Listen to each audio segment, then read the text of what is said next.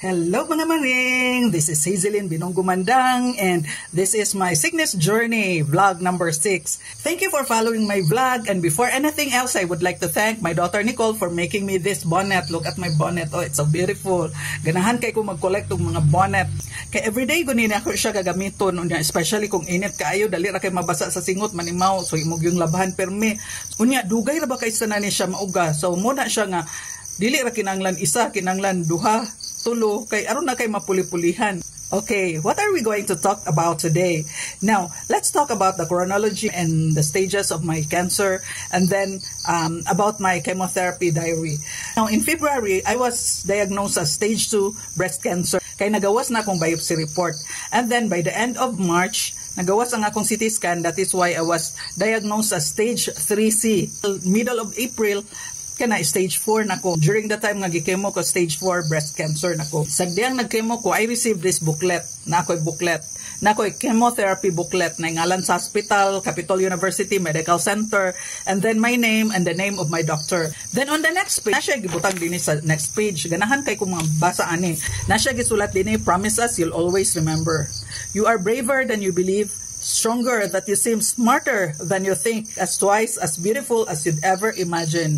Okay, stronger than you believe. Sa ako bitaw kay abim na kog dili ko strong, ron man gyud kung naa na gyud ay kay cancer, magpa-strong na lang gyud ka kay nganuman daghan kay tawo nga galab sa imo, daghan tawo nga nagampo sa imo, daghan concern sa imo, so mas strong gyud ka tungod ana nga mga support system. Unya, smarter than you think, as twice as beautiful as you've ever imagined. Imagine na, gwapa day ko, bitaw kanan. If you have cancer, sa ako, wala na lowered akong self-esteem. Pero most of the time nga akong gipang tanaw, kaganahan kay kung magtanaw sa ilang mga experiences about sa kanang cancer. Ako sad, apil po kong hila, kung manghilak sila, kay I can relate magyud baya sa ilang gibati. So, naiuban nga, big thing yung kay tanan sa ila, ang ilang hair. So, dili ka dapat mag-istorya sa ila about sa hair. Sa ako, okay ra. O, wala problema sa ako. Gisgutan akong hair. Gani, nagay pastor nga binuangan ko niya. Pero taibi na imong wig. Kaya usay mag-wig man ko, kanang magsimba. Wig nga kanang ganahan ko itong naibans. Hambot lang. Usay binuangan ko niya. Gunitibi na imong wig ha. Kaya lupad unya na.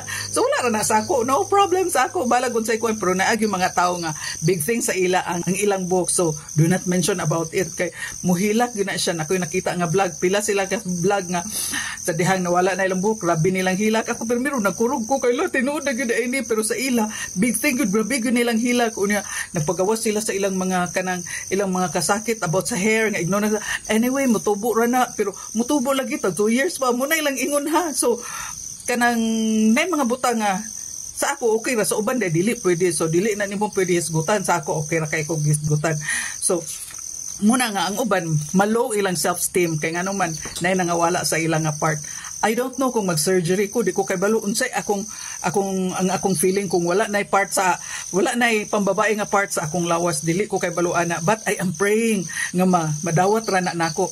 Kay lisod ba pod mo ba na sa dangatong pagkababae makita diha, pero doon man tayo mahimo kung wala na.